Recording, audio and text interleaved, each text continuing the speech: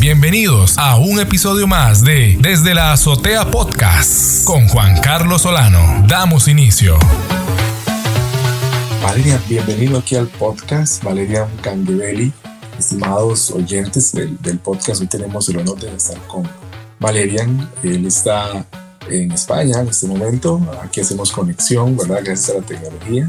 Y para compartir un ratito, Valerian, y hablar sobre el sentido de la vida. Ay, qué temazo Valerian. Y que nos puedas platicarle al oyente un poco sobre esto.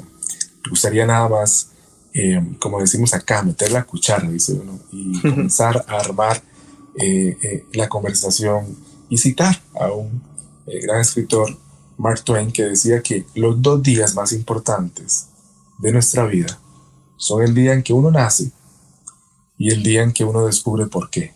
Bueno, Valeria, en el sentido de la vida, ¿qué podemos platicar o empezar a charlar sobre el sentido de la vida? Algo que mucha gente se plantea, algo que mucha gente reflexiona, justamente no a veces cuando todo va bien, sino a veces cuando todo empieza a ir un poco no tan bien. Bueno, independientemente de cuando alguien se lo esté planteando, que nos esté oyendo, ¿qué podemos comenzar a charlar sobre el sentido de la vida? ¿Qué pregunta? Valeria. Bueno, bienvenido. Pues muchas gracias por la invitación. Ante todo,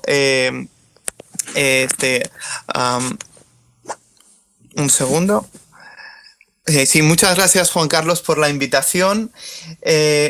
Mira, en primer lugar, lo que podemos decir acerca del sentido de la vida es que es una pregunta fundamental que necesitamos los seres humanos responderla. Y la frase que citabas de Mark Twain, muy acertada, la verdad. El día en el que uno nace y el día en el que uno se da cuenta de para qué nace, ¿no? Hay algo que yo comento en un artículo que escribí, y es que Albert Camus, un famoso filósofo ateo existencialista, se pregunta, ¿no?, esto en el mito de Sísifo, uno de sus libros, ¿por qué no el suicidio? Él dice, esta es la pregunta fundamental de la filosofía. Es decir, ¿para qué estamos aquí? ¿Por qué no acabar con la vida? Y para el existencialista Albert Camus esto era algo muy importante, pero en realidad es una pregunta que todos necesitamos hacernos. Quizás, tal como la plantea Camus, suena muy fuerte hablar del suicidio hoy en día, sobre todo en la sociedad, ¿no? Todo, que hablar de la muerte y del suicidio y todo eso es un tabú, pero realmente quizá nos preguntemos ¿por qué vale la pena seguir viviendo? Sí. Este era el tipo de pregunta, Juan, que yo me hacía cuando tenía 8 años. Yo ya entonces me estaba preguntando ¿para qué está la vida? ¿Para qué vive la gente? ¿Para qué trabaja la gente? En última instancia, no por razones internas de la vida, de que necesitamos ganar dinero, necesitamos conseguirnos una carrera, necesitamos, no sé, progresar en esta vida para sobrevivir y tener satisfacción interna, egoísta. No, sino ¿para qué estamos aquí en última instancia? ¿Qué significado tiene nuestro paso por esta vida? ¿Tiene nuestra vida, la vida humana, algún valor intrínseco? ¿Y para qué estamos aquí? ¿A dónde vamos después de la muerte? ¿Cuál es el propósito por el que hemos llegado aquí? Entonces son preguntas, la verdad es que son preguntas fundamentales. Y si uno, imagínate, está pasándolo mal en la vida y no entiende, ¿no?, dentro de su cosmovisión materialista o creyente en un sentido genérico, ¿no?, como lo era yo, pues me entendía cristiano ortodoxo, pero esta parecía por afirmar mi existencia en Dios. No, yo quería saber para qué me ha colocado aquí Dios. Entonces, y me venían este tipo de pensamientos, ¿no?, de para qué seguir viviendo, ¿no? Y esto durante años. Hasta que, como dice Mark Twain, no me di cuenta es para qué. ¿para qué estoy aquí? Y bueno, no quiero adelantar la respuesta, pero la verdad es que me he encontrado con esta respuesta, que es una persona y que ha transformado mi vida, y más adelante podemos comentar sobre el tema. Muy interesante que es esto que nos platicas, Valerian, porque estaba leyendo un artículo muy curioso, ahora que mencionas que desde tan temprana edad te planteabas este tipo de preguntas, muy joven, muy demasiado temprano, te planteabas estas interrogantes y no sé qué ha pasado con el tiempo. Leí un artículo que dice que, por ejemplo, que actualmente, un estudio que se hizo que actualmente las niñas, a partir ya de los 3 años, ya comienzan a preguntarse sobre su apariencia y su estética. Curioso. Y pudieron comprobar eso. Y entonces uno dice, ¿cómo? 3, 4 años, 5 años. Ya están preguntándose si estéticamente se ven bien, según el estándar que vende la sociedad, ¿verdad? Esta sociedad de consumo y que tiene como un modelo ahí. Y entonces, quizás hace unos años uno decía, no, eso la gente se lo preguntará, o esa influencia llega ya más avanzado en la adolescencia, por ahí. Ahora se comprueba que no, que ya a partir de esa edad, entonces yo no sé qué va a pasar en unos años, ¿verdad? Pero entonces esto habla de que hay un despertar en la mente de preguntarse cosas cada vez a más temprana edad. Entonces esto habla de que lo que vos te exponías ahorita, cuidado, y muchas personas ya también, no a esa misma edad que vos te comenzaste a plantear, sino a edades todavía más tempranas, se están ya planteando por qué vivir, que seguir viviendo. Claro. Y que le encuentren, lo peor es que no le encuentren o no le hallen un sentido pronto, un sentido en algún lugar, un propósito, porque el que vivir, porque esto entonces podría inclinar la balanza hacia soluciones, ¿verdad? No sé, o salidas que tal vez no eran las idóneas. Absolutamente. Entonces es muy importante esto. Cuando vos empiezas a plantearte esto, Valeria, ¿cómo empiezas a caminar o cómo es ese caminar antes de encontrar ese sentido? ¿Puedes platicarnos un poco sobre eso, el cómo fue llegando? Vale. Bueno, pues la verdad es que lo que tú dices es una cuestión de verdad trascendental, muy importante. Quiero distinguir, ¿no?, en la búsqueda del sentido. Tenemos que distinguir primero entre el sentido subjetivo de la vida y el sentido objetivo, entendiendo que ese es nuestro punto de partida, ¿vale? Porque siempre es muy sano distinguir esto, ya te lo digo, porque las personas se confunden mucho cuando se habla y dicen, pues yo es que vivo por esto, pero es que no se trata de si vives por esto o por aquello, se trata de para qué has llegado aquí. Y claro, ahora te respondo a la pregunta, ¿no? Entonces yo... ya te digo, desde muy temprana edad me preguntabas estas cuestiones y pues más adelante, ¿qué sucede, no? Mi búsqueda existencial del sentido objetivo de la vida, ya te digo, de una manera muy consciente parte cuando yo tenía 14 años. Sí, 14 años ya estaba yo aquí en España. Entonces yo creía que el sentido de la vida tendría que depender de Dios, como te digo, eso lo tenía bastante claro, pero no conocía ese sentido y por eso tampoco conocía la voluntad general de Dios para los seres humanos, ¿no? Yo no conocía a Dios, no conocía el sentido de la vida, no sabía para qué estamos aquí.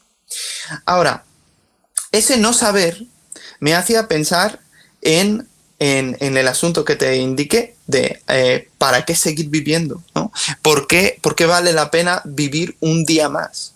¿Vale? La solución parecía estar en Dios, pero para estar con Dios el suicidio no era el camino, así que seguí buscando la verdad, ¿no? A continuación, lo que sucede, ¿no? Yo tenía entonces, 16 años aproximadamente, sí, mi mejor amigo se hizo cristiano. Y hacerse cristiano hay que aclarar, que no es que se hizo católico romano de bautismo, sino que tomó la decisión en una edad de conciencia de seguir a Jesús de Nazaret como su discípulo para toda la vida, en una relación con Cristo y con un compromiso, ¿vale? Entonces, en el momento en el que decidió entregar su vida, su futuro, sus planes, el señorío sobre su vida a Jesucristo, su vida cambió.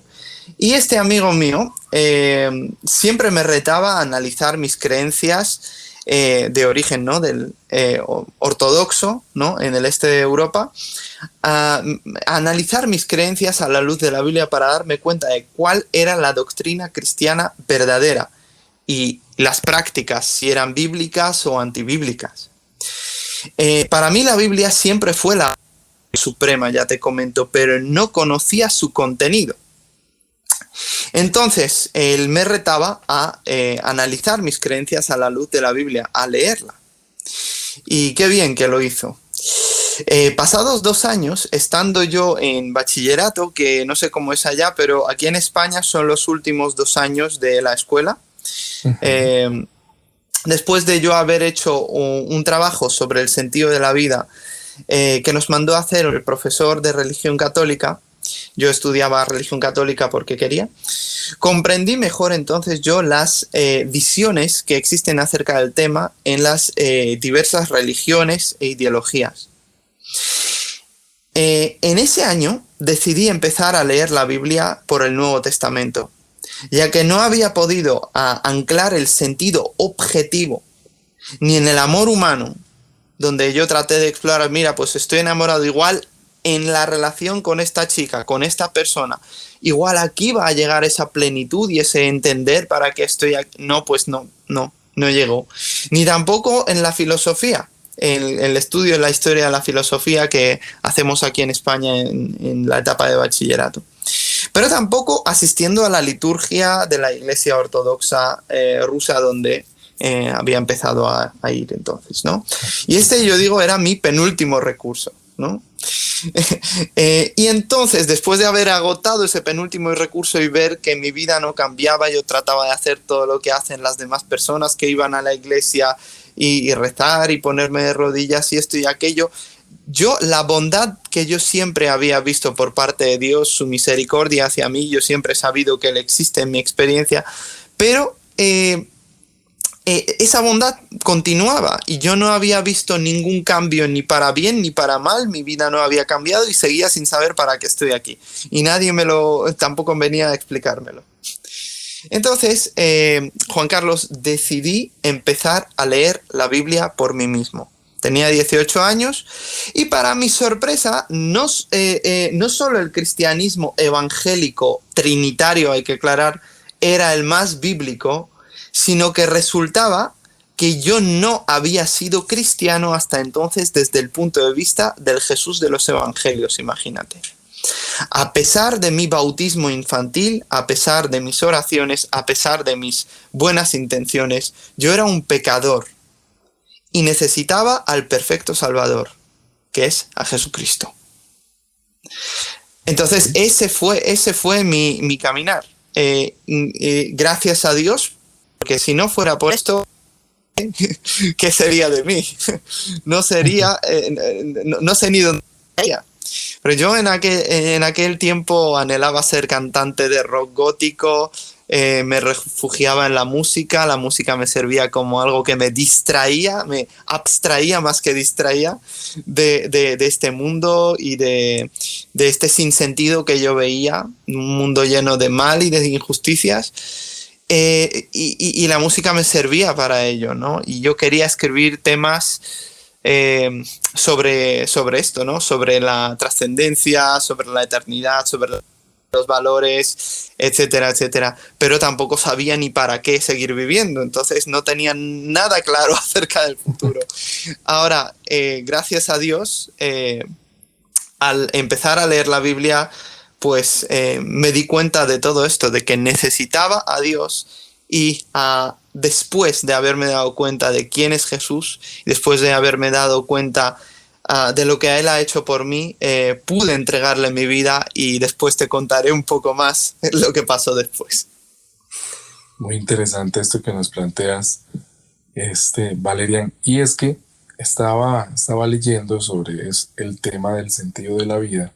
Sí. Y curiosamente, varios estudios de varias universidades, varios expertos, unos estudios en unas universidades de Estados Unidos, citaban que las personas que logran descubrir el sentido, el porqué, el para qué de la vida, Uh-huh.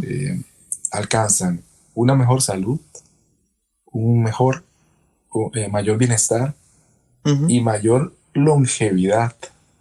Qué bueno. Esto sin importar cuán ricos o cuán pobres, ¿verdad? Usando términos Uh-huh. muy terrestres, ¿verdad? Que tienen Uh-huh. una definición tienen o se maneja popularmente una definición de pobreza y riqueza, ¿verdad? Porque Sí. para entender a qué nos referimos, ¿verdad? Uh-huh. Pero sin importar esa condición, el descubrir el sentido de la vida les afectaba por igual. Inclusive no había mayor diferencia en sexo, raza, nivel de educación. Si vos descubrías el sentido de la vida, tenías mayor bienestar, mayor salud y alcanzabas una mayor longevidad en términos de diferencias de hasta 5 años. Entonces eso habla de que el poder hallar y descubrir, manejar, vivir con un sentido de vida claro, te ofrece entre comillas lo voy a decir, una mejor vida. Uh-huh. Desde luego. Claro, por eso es que es un tema tan importante de conversar. Ellos hablaban inclusive que en un estudio que se hizo, que publicaron, descubrieron que las personas que no habían tenido la oportunidad que habían descrito que no habían encontrado un propósito, había un sentido de vida, tuvieron el doble de probabilidades de morir. En comparación, se duplicó esas probabilidades. En comparación con los que sí habían dicho y afirmado que habían encontrado su propósito de vida. Por eso me parece interesante que vos lo comiences a contar según la experiencia tuya también, que es la experiencia tal vez similar de muchas personas que los van a escuchar. Claro. Y otros que también están en la búsqueda, ¿vale? Que están diciendo cuál es el sentido de la vida. Citábamos a Mark Twain al inicio y este escritor vio partir a 3 de sus 4 hijos.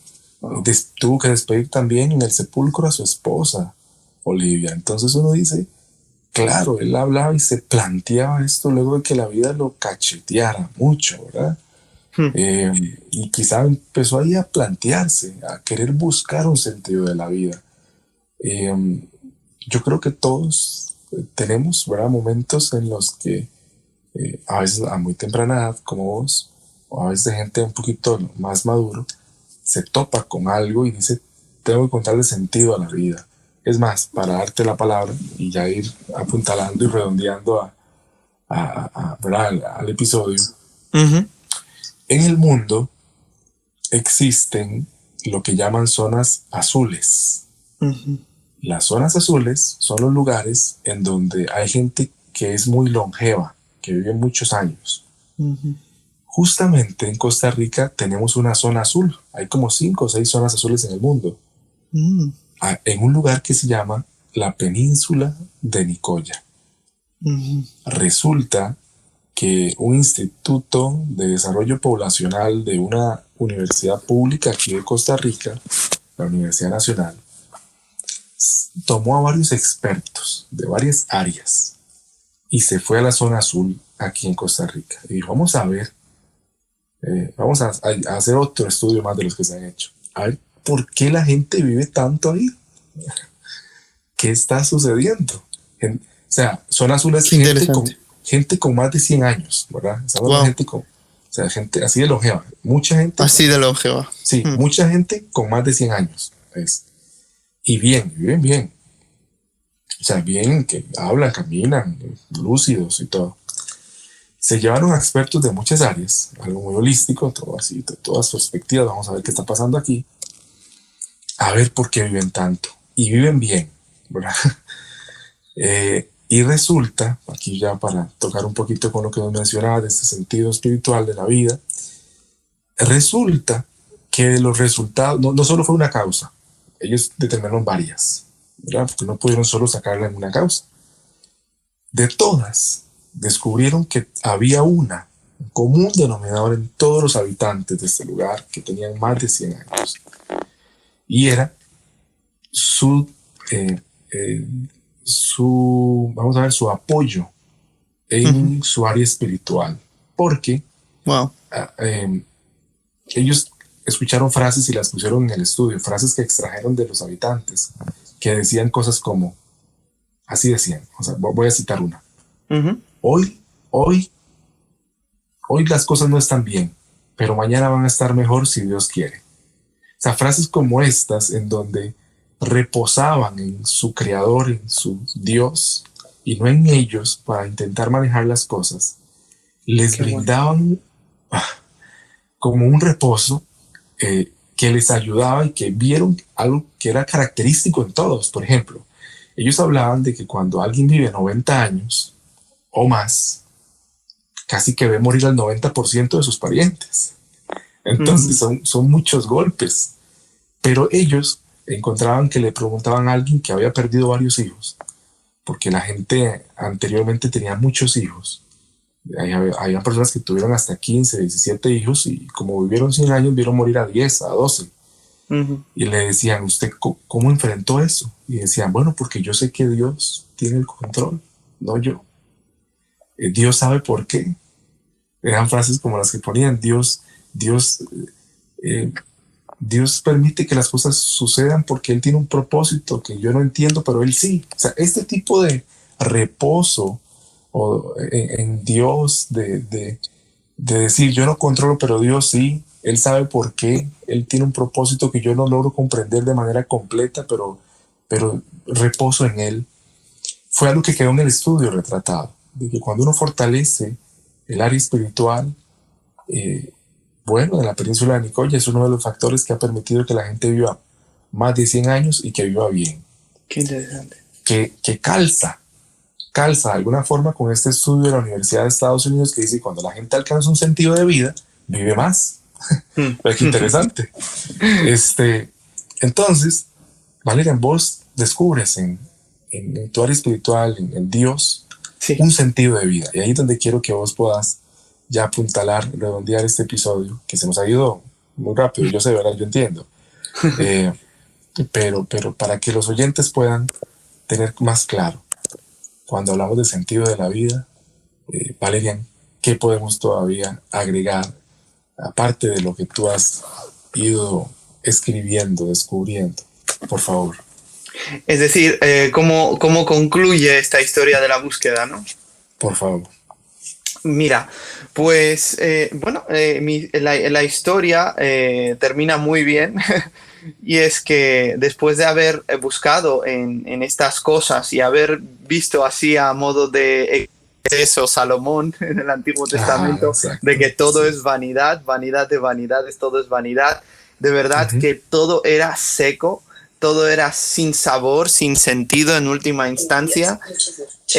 Y nada, no había manera de saciarse y descubrir aquello para lo que existía.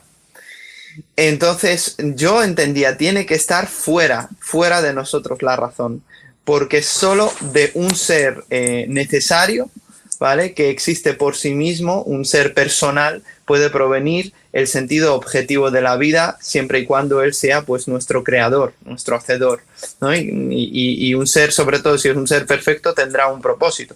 Pero es a nivel intelectual.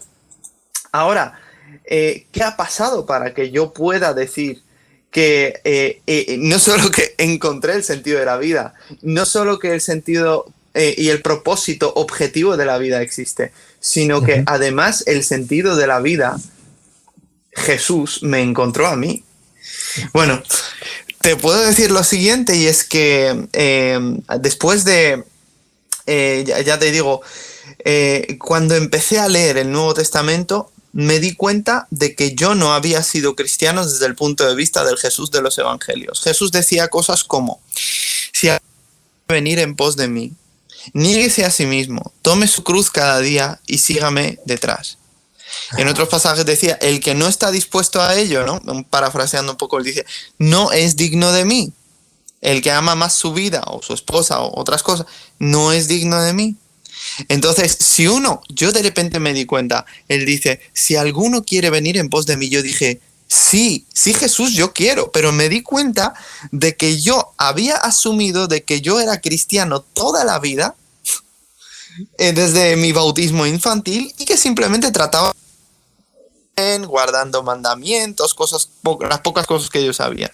Bueno, resulta que lo que Jesús estaba diciendo es que esto requería un compromiso de por vida con Jesús hecho en edad de conciencia libremente.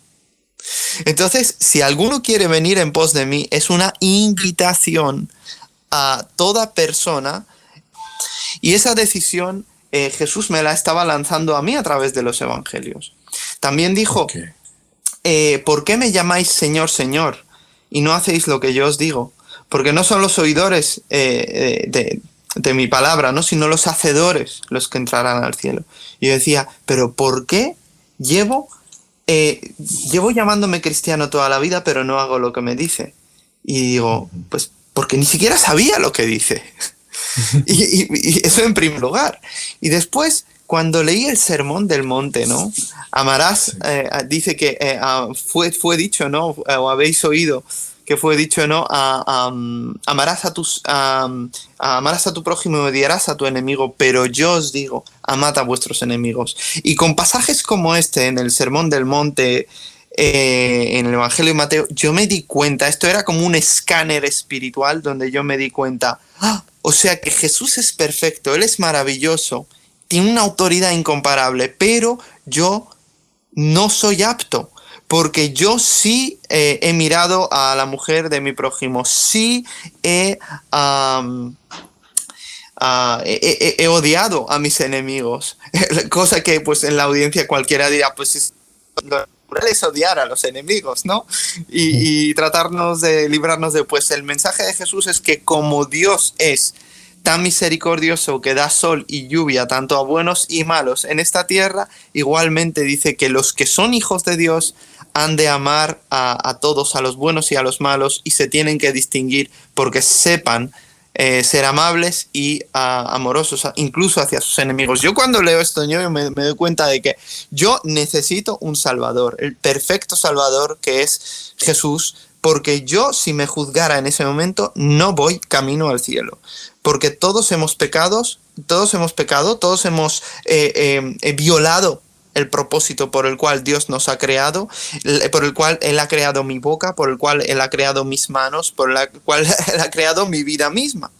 Entonces, a la luz de la palabra de Dios, a la luz de los evangelios, si quieres, yo era las leyes, los mandamientos de Dios, y me merecía estar lejos de Dios para siempre. Pero la buena noticia es que en ese verano del año 2007 yo voy a un campamento evangélico, fíjate por dónde, cristiano, evangélico, sin saber ni qué denominación ni entendiendo mucho de esto, pero me invitó una amiga de mi madre.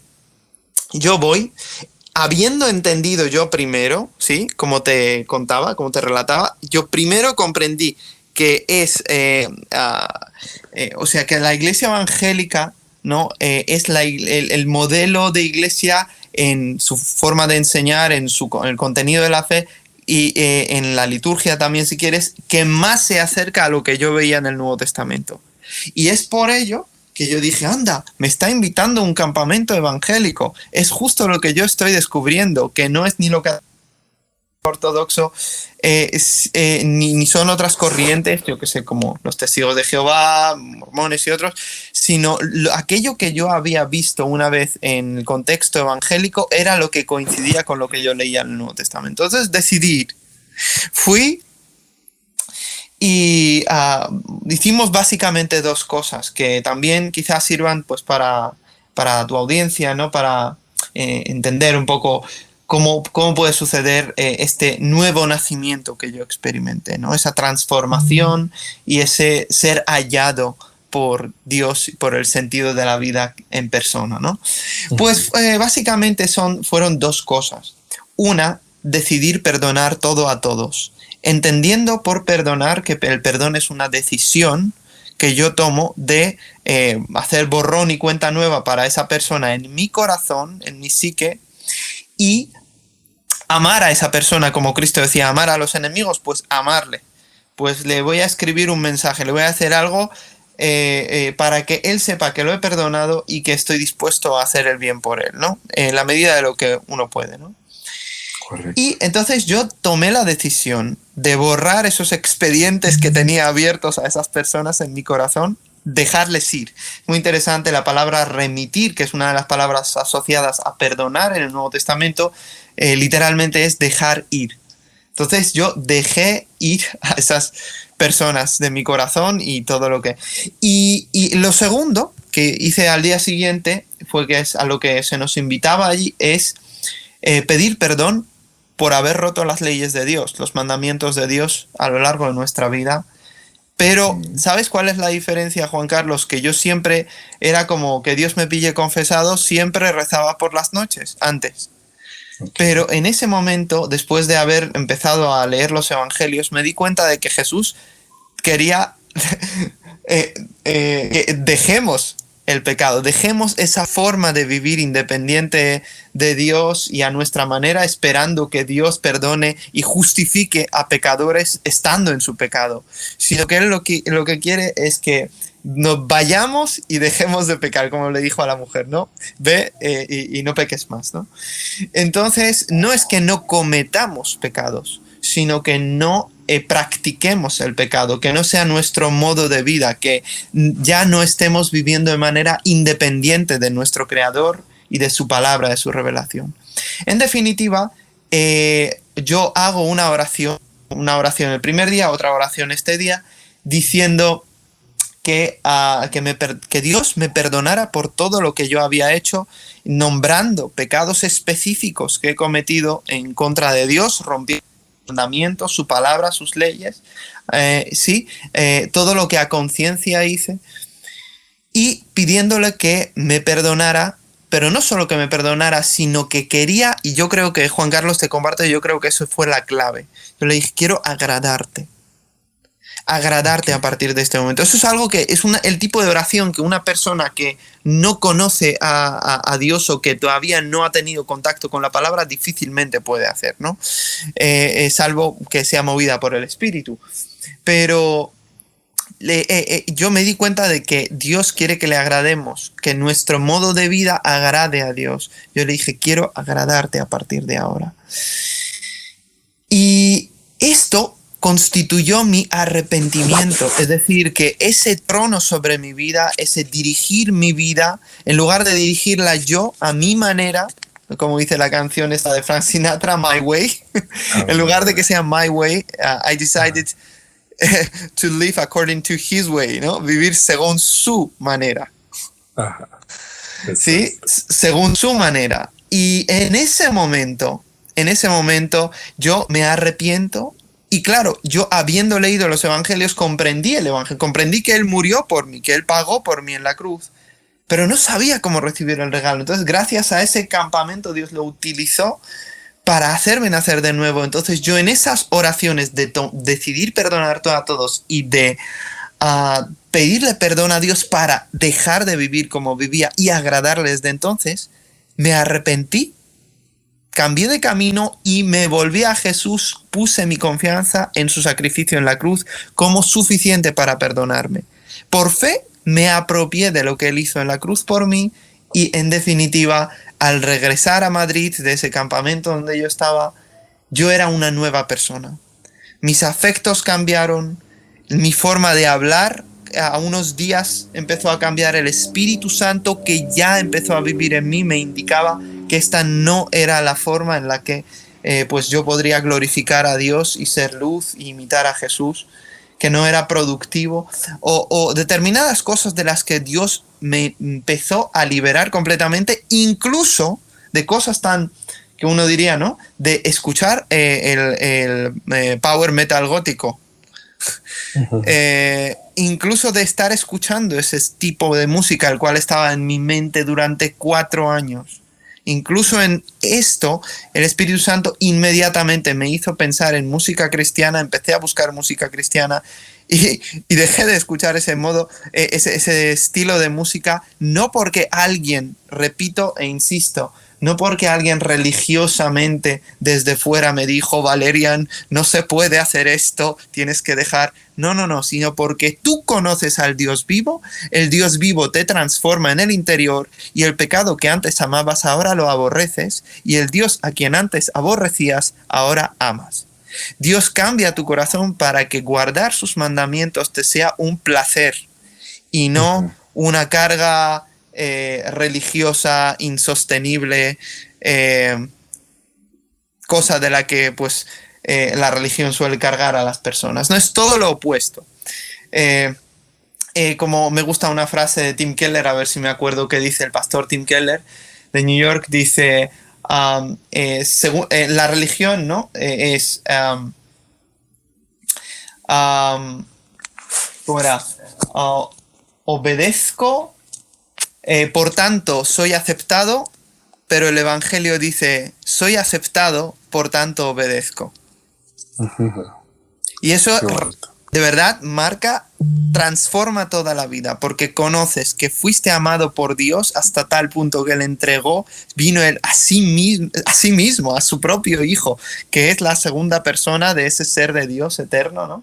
Que se entregó por nosotros, que murió, que resucitó y habiendo pagado por todo, al haber resucitado nos corrobora, nos demuestra que todo ese mensaje suyo de salvación del Evangelio es verdad.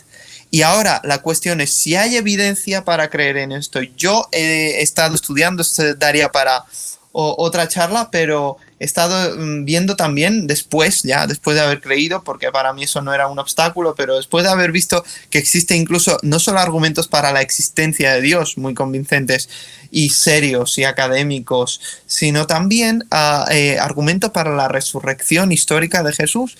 Y cuando tú, como una persona, ¿no? Secular, tú puedes acercarte a examinar todo esto y darte cuenta de que la resurrección de Jesús es la mejor explicación de todos los hechos históricos concernientes a lo que pasó en la cruz y después de la cruz. Es decir, es muy difícil explicar la tumba vacía, las apariciones post-mortem de Jesús a los discípulos y el origen de la fe de los discípulos en que Dios ha resucitado a Jesús de la muerte, entre otras muchas cosas. Hay por lo menos 12 hechos corroborados incluso por historiadores escépticos que confirman, que son estudiosos del Nuevo Testamento y que confirman de que estas cosas son hechos históricos. Ahora, ¿cómo lo explicamos? No existe ninguna forma de explicar esto que no sea ad hoc, que no sea una explicación inventada para cada hecho en sí, sino que contemple todos estos hechos que te he ido mencionando. Y realmente la resurrección de Jesús vemos que es la mejor explicación de varios hechos históricos. Podemos creer racionalmente de que es algo que ha sucedido, y lo que quiero decir es que si esto es algo que ha sucedido y que además que lo podemos corroborar estudiando las evidencias para la resurrección de Jesús, es que nosotros podemos darnos cuenta de que la respuesta a la pregunta de por qué no el suicidio de Albert Camus está en que es porque fuimos creados por Jesús y para Jesús. Jesús es el Hijo de Dios, Jesús es la palabra creadora de Dios que creó todas las cosas y sin Él nada de lo que ha sido hecho fue hecho. Y existimos por Él, mediante Él y para Él. Según la carta a los Colosenses, capítulo 1, versículo 16, todo fue creado por Él, para Él en última instancia. Entonces, no es hasta que volvamos a Dios, no es hasta que vengamos a Cristo en arrepentimiento y en fe, que conoceremos a este Dios, quien para quien nos ha creado y para quien nos ha creado, que es para sí mismo. Para que en esa relación con el Dios triuno, ¿no? Con el Dios trino, podamos de Dios glorificarlo para sus grandezas y su magnificencia. Entonces, ¿cómo quiero concluir este relato? Básicamente que una vez que yo me puse mi fe en Jesús, una vez que nací de nuevo conforme a la promesa de Jesús, mi vida cambió. Y mi vida cambió y yo comprendí a estudiar la evidencia que esto realmente ha sucedido en el pasado, que no hay una mejor explicación de los hechos.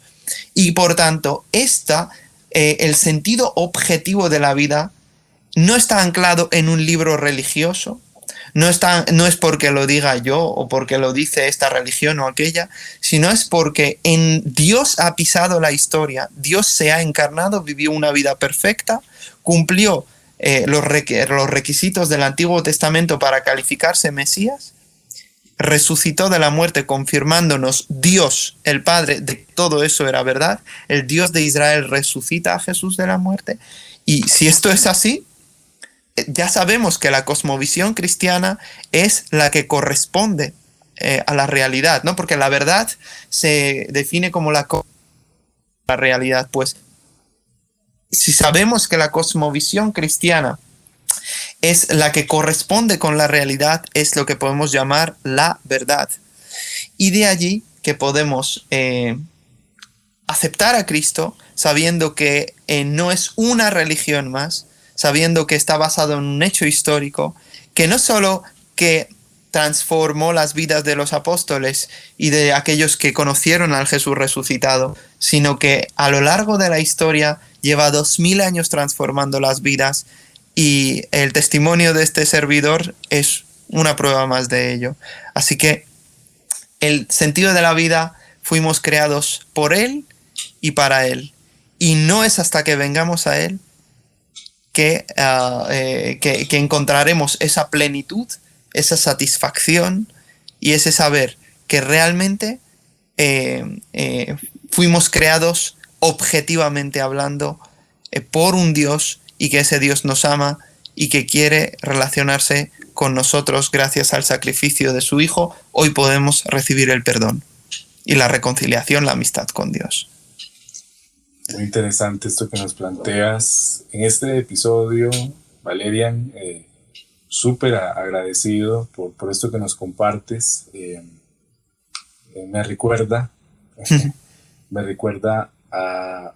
Escuchaba hace poco y leía al respecto sobre una novela del escritor Oscar Wilde, lo voy a decir cómo se escribe, o Wilde.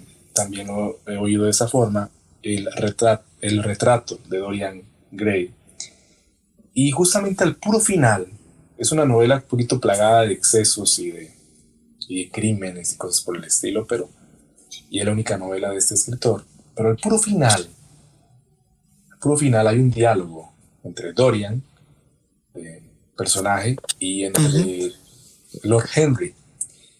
Y este personaje, Lord Henry, en un diálogo último, le dice a Dorian, pero en un diálogo así como muy por arriba, así le dice: Henry, ¿de qué le sirve al hombre ganar todo el mundo si pierde? Y le dice, ¿cómo sigue la frase? Dorian, sorprendido, ¿verdad?, se sobresalta, dice el texto, y le responde: ¿por qué me lo preguntas a mí? Y Lord Henry simplemente dice que suspira y le responde: porque creo que usted podría contestarme. Esto habla de que a veces vidas que pueden tener excesos, que pueden estar plagadas de muchas cosas, pueden llevar al hombre a inclusive ganar el mundo. Pero como dice el libro de libros, la Biblia, ¿de qué le sirve al hombre ganar el mundo donde pierde su alma? Qué importante es esa trascendencia que podemos encontrar. y vos hoy le planteas al oyente que en Dios, en la persona de Jesús, hay una trascendencia más allá que puede llevarte a no caer en quizá haber ganado el mundo entero y haber perdido tu alma. Qué importante es este diálogo franco, sincero. Gracias, Valerian, por traernos tus palabras, tu experiencia de vida, que al final, cuando vemos lo que la humanidad ha vivido, vemos que es la historia de muchos y que debería ser la historia casi que de todos. Encontrar un sentido de vida y que vos decías, en Jesús hay un sentido de vida que hace que no pierdas tu alma. Dorian lo decía en el retrato de Dorian Gray, sobresaltado, no sabía completar la frase, y creo que eso es lo que le ocurre a mucha gente. Eso. No sabe cómo completar la frase o darle respuesta a cuál es el sentido de la vida. Por eso es importante y queríamos hacer este episodio, para empezar a brindar alguna herramienta, una experiencia que le ayudara. Valerian Gangueveli, gracias por estar en este episodio del podcast. Te estaba diciendo que muchas gracias por la invitación a esta entrevista, a este podcast. Muy agradecido y muy contento de haber estado aquí en esta charla. Gracias, Valerian. Gracias, que estés bien. A decirle al oyente que en un próximo episodio nos vamos a seguir escuchando. Y Valerian, de verdad que muchas gracias. Gracias. Gracias a ti. Una creación más de Solano Producciones.